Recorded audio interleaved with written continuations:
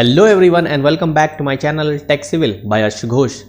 तो आज हम बात करेंगे एक कॉमन समस्या के बारे में जो कि हर किसी के घर में देखी जाती है, चाहे किसी का पुराना घर हो चाहे नया घर हो। तो आज हम जिस टॉपिक की बात करने वाले हैं वो है हमारी सीलन यानी कि डैम्पनेस। आप लोगों ने अक्सर देखा होगा, चाहे वो नया घर हो चाहे पुराना घर हो, हमारे वॉल्स पे, दीवारों पे नीचे नीचे सीलन आ जाती है वॉल्स पे, और वहाँ से पुट्टी है, प्लास्टर है, पपड़ी बन के निकलने लगता है। तो आखिर इसका कारण क्या होता है, क्यों ये सीलन हमारे घरों में आती है, आज इस टॉपिक पे हम बात करेंगे और बाद में हम देखेंगे कि इसके क्या क्या सोल्यूशन हो सकते हैं कि कैसे हम ये सीलन को प्रिवेंट कर सकें अपने घरों में। तो देखिए होता क्या है, जब भी हम कोई नया कंस्ट्रक्शन करवाते हैं या कोई पुराना कंस्ट्रक्शन हमने करवाया हुआ है, घर बनवाया हुआ है पुराना, तो हमने पहले ये चीज़ नहीं देखी कि हमने जहाँ पर घर बनवा रहे हैं, जहाँ पर घर लिया है हमने, वहाँ पे आसपास कहीं पे कोई पानी का या कोई जलभराव तो नहीं है, या कहीं पे पानी कोई पेनिट्रेशन तो नहीं होता, सीपेज तो नहीं है, पर्कुलेशन तो नहीं है। जैसे कहीं मान लीजिए आपने कहीं घर लिया है, घर प्लॉट बनवा रहे हैं, तो वहाँ पे कोई नाली नाला या कोई नदी या कोई सीवर लाइन या ऐसी कोई भी चीज़ हो जहाँ से पानी का पर्कुलेशन होता हो, तो वहाँ पर आपको पहले से ही प्रिकॉशंस लेने की ज़रूरत है। अब जहाँ पे भी ऐसी चीज़ें हैं वहाँ पर आप जो ईंट की वॉल्स होती हैं, ईंट ब्रिक वर्क होता है, वहाँ पर ऐसी चीज़ें जगहों पर इन सब को अवॉइड करना चाहिए। हमेशा वहाँ पर आरसीसी वर्क कराना चाहिए, क्योंकि आरसीसी वर्क कराने से क्या होगा, जो हमारा सीपेज है वो बहुत हद तक कम हो जाता है। अब सबसे पहला कारण हमारा होता है कि जैसे हम लोग कभी भी, जो आजकल जो घर बनते हैं वो ज़्यादातर तो फ्रेम्ड स्ट्रक्चर बनते हैं, लगभग सभी फ्रेम्ड स्ट्रक्चर बनते हैं, जिसमें कि बीम्स, कॉलम, स्लैब, ये सारे कंपोनेंट्स हमारे होते हैं। स्लैब से लोड हमारा बीम पे ट्रांसफ़र होता है, बीम से कॉलम पे, और कॉलम से हमारा फाउंडेशन पे लोड ट्रांसफ़र हो जाता है, फाउंडेशन से फिर सॉइल पे लोड ट्रांसफ़र हो जाता है। तो आजकल स्ट्रक्चर्स ऐसे बनते हैं। तो जब हम फ्रेम्ड स्ट्रक्चर्स की बात करते हैं तो सबसे पहला जो प्रिकॉशन हमें ध्यान रखने वाला है वो ये है कि देखिए, जब हम लोग कोई फ्रेम्ड स्ट्रक्चर का फाउंडेशन तैयार करते हैं तो फाउंडेशन तैयार करने में हम फुटिंग तैयार करते हैं। फुटिंग के ऊपर हम लोग जब कॉलम को हम लोग ग्राउंड लेवल तक लेके आते हैं तो ग्राउंड लेवल पे हम लोग को एक ग्राउंड बीम डालनी होती है चारों तरफ से, ताकि जो हमारा स्ट्रक्चर है वो पूरा बाइंड हो जाए। अब देखिए, चारों तरफ ग्राउंड बीम डालने से क्या होगा कि जो हमारा नीचे से अंडरग्राउंड से जो वाटर का सीपेज हो रहा है वो ग्राउंड बीम तक ही रहेगा, उससे ऊपर नहीं बढ़ेगा। तो यानी कि उससे हम सीलन को प्रिवेंट कर सकते हैं। अब जो हमने ग्राउंड बीम डाल दी, फिर हमें उसके ऊपर थोड़ा ब्रिक वर्क करने के बाद हमें डीपीसी प्रोवाइड करनी होती है चारों तरफ, यानी कि डैम प्रूफ कोर्स। फिर हम लोग उसके ऊपर प्लिंथ बीम डालते हैं, फिर उसके ऊपर हम लोग अपना स्ट्रक्चर खड़ा करते हैं। तो ये सारी बातें हम लोगों को ध्यान रखनी चाहिए जब हम लोग फाउंडेशन तैयार करते हैं। हमें ग्राउंड बीम कहाँ पे देनी है, कहाँ पे हमें डीपीसी प्रोवाइड करनी है, कहाँ पे प्लिंथ बीम देनी है। तो इससे क्या होगा कि हम लोग सीलन को रोक सकते हैं, अगर ये सारी बातें हमने पहले ही ध्यान में रख ली। अब उसके बाद क्या है, दूसरा कारण क्या होता है सीलन आने का।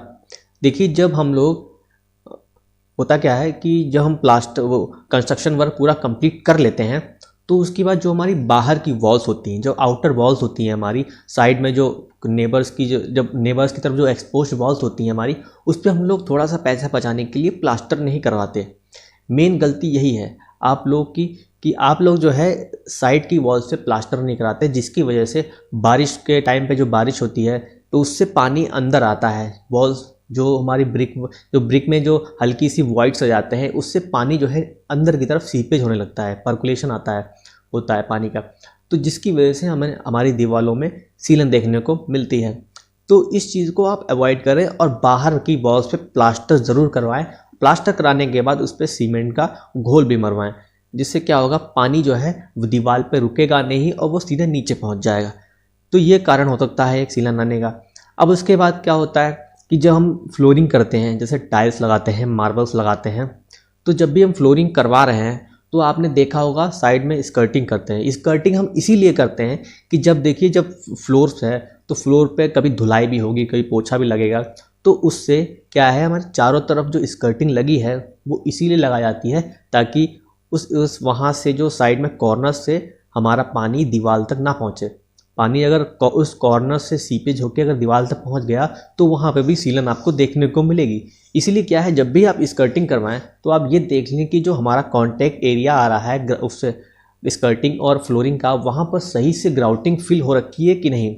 वहाँ पे जो स्पेस रह जाता है वहाँ पे सही से उसको ग्राउटिंग फिल करवाएं। वरना अगर वो वहाँ पे थोड़ा सा स्पेस रह जाएगा या फिर कोई वॉइड खाली रहेगा तो वहाँ से क्या है पानी अंदर पर्कुलेट हो जाएगा और आपकी वॉल्स में पहुँच जाएगा, जिससे आपकी सीलन आ जाएगी वॉल्स में। तो ये रीज़न हो गया। अब अगला कारण होता है कि जो हमने सैनिटरी वर्क करवाया है, प्लम्बिंग वर्क कराया है, तो वो सही से नहीं हुआ है। सही से नहीं हुआ है मतलब कि जो हमारे जॉइंट्स हैं वो या तो खुले रह गए, सही से सील नहीं हुए। तो आपको इस चीज़ का भी ध्यान देना है कि कभी भी प्लम्बिंग वर्क करवाएं तो आपको जॉइंट्स जो है सही से सील कराने हैं और कहीं से भी कोई जॉइंट जो है खुला ना रह जाए। अगर कहीं जॉइंट खुला रह गया, अगर आपकी वॉल्स में पैक हो गया तो वो फिर बाद में सीलन करेगा, फिर वहाँ पे उस वॉल पे सीलन आ जाएगी। तो एक तो ये कारण ये हो गया। अब अगला कारण क्या होता है कि जब हम जैसे मान लीजिए हमारा बेडरूम है और बेडरूम के जस्ट बगल में हमारा टॉयलेट है, बाथरूम है। अब जो हमारा बगल में बाथरूम है या तो हमने उस रूम में सही से टाइल्स नहीं लगवाया, कहीं पे कहीं स्पेसिंग रह गया टाइल्स के बीच में, वहाँ पे सही से ग्राउटिंग नहीं करवाया, जिससे कि वहाँ से पानी अंदर पर्कुलेट हो रहा है, तो उससे भी आपको सीलन देखने को मिल सकती है। या फिर कहीं बाथरूम में कोई इंटीरियर कराया है, WPC का वर्क कराया है, वुडन वर्क कराया है, तो वहाँ पे क्या होता है अगर हमने पाइप की झिरी सही से नहीं काटी है, कि अगर वो पाइप की झिरी जो काट रहे हैं वो दूसरे वॉल तक कट गई है या फिर उस पाइप का फिटिंग सही से नहीं हुई है वॉल में, तो उससे भी जो है आपकी रूम के अंदर सीलन देखने को मिल सकती है। तो ये सारे कारण होते हैं सीलन आने के। अब हम बात करते हैं इसके सॉल्यूशन की कि इसका सॉल्यूशन क्या है, कैसे हम अपने घरों में सीलन को प्रिवेंट कर सकते हैं। देखिए अक्सर लोग क्या करते हैं सीलन को प्रिवेंट करने के लिए अपने अपनी वॉल्स पे जो नीचे नीचे 2-3 फीट की हाइट पे टाइल्स वर्क करवाते हैं, टाइल्स लगवा लेते हैं। तो वो ज़्यादातर सक्सेस नहीं होता है। आप लोगों ने देखा होगा जहाँ पे आप टाइल्स लगवाते हैं वहाँ तो सीलन नहीं रहती है, लेकिन टाइल्स के ऊपर धीरे धीरे करके वो सीलन आपके ऊपर तक बढ़ती जाती है। तो उससे होता क्या है कि आप जहाँ पे टाइल्स लगवाएंगे वो तो वॉल ठीक रहेगी, लेकिन ऊपर आपकी वॉल ख़राब हो जाएंगी, ऊपर भी आपकी सीलन पहुँच जाएगी। तो ये गलती आप लोग ना करें, क्योंकि अगर आप लोग टाइल्स को लगवाना है, टाइल्स लगवाना ही है तो आप पूरी वॉल पे लगवाएं। क्योंकि अगर आप नीचे नीचे हाइट पे थोड़ी थोड़ी 2-3 फीट की हाइट पे टाइल्स लगवा देंगे तो वो आपको बाद में दिक्कत करेगा।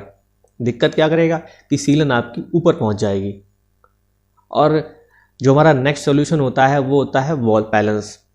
जो आपने देखा होगा कि वुडन वॉल पैनल्स होते हैं वो आप लोग लगवा सकते हैं, लेकिन लगवाएं तो पूरी वॉल पे लगवाएं, क्योंकि अब आधी अधूरी वॉल पे लगवाएंगे तो जहाँ पे सीलन जहाँ पे है पहले से वहाँ तो छुप जाएगी, लेकिन फिर ऊपर बढ़ जाएगी सीलन। तो इससे अच्छा है कि आप वुडन पैनल्स जो हैं आप पूरी वॉल पे लगवाएं। और सबसे बढ़िया जो हमारा जो सॉल्यूशन होता है वो आपने देखा होगा कि मार्केट में क्या है कि डॉक्टर फिक्सेड के कई सारे प्रोडक्ट्स आते हैं वाटर प्रूफिंग के, डैम्पनेस को रोकने के लिए। तो सबसे बढ़िया जो प्रोडक्ट आता है डैम्पनेस को रोकने के लिए वो है डॉक्टर फिक्सेड का 201 ग्रेड और 301 ग्रेड का पेडिग्रेड URP आता है। यानी कि ये हमारा डैम्प सीलन को रोकने के लिए काफ़ी हद तक मदद करता है। इसको करना क्या है आपको कि जहाँ पर भी सीलन है आपकी वॉल्स में वहाँ पर आपको पूरा प्लास्टर निकलवा देना है। प्लास्टर निकलवाने के बाद थोड़ा सा पानी मरवाने के बाद वहाँ पर इस घोल को सीमेंट में मिला के आपको लगवाना है। कहाँ पर? जहाँ पर सीलन है। प्लास्टर करने से पहले पूरा वॉल्स में जो है एक बार इसको लगवा दीजिए, इसको पेडिग्रेड URP मिला के सीमेंट में। फिर उसके बाद क्या है, अब उसके प्लास्टर में, प्लास्टर के मोर्टार में मिला के इसको प्लास्टर करवाइए, पुट्टी में मिला के इसकी पुट्टी करवाइए। तो उससे क्या होगा, बहुत हद तक क्या है सीलन आपकी रुक जाएगी। क्योंकि देखिए सीलन क्या है, सीलन अगर एक बार आपके घर में आ गए तो इतनी जल्दी जब नहीं जाती है जब तक आप उसको जड़ से नहीं ख़त्म कर देते। तो अगर आपको ये वीडियो अच्छा लगा है तो वीडियो को लाइक करिए, शेयर करिए और कमेंट करिएगा। और हाँ, मेरे चैनल को सब्सक्राइब ज़रूर कर लीजिएगा और बगल में बेल आइकन ज़रूर प्रेस कर दीजिएगा, ताकि आने वाली सारे वीडियोज़ की नोटिफिकेशन आप तक पहुँचती रहेगी। तो थैंक्स फॉर वॉचिंग, मिलते हैं अगले वीडियो में।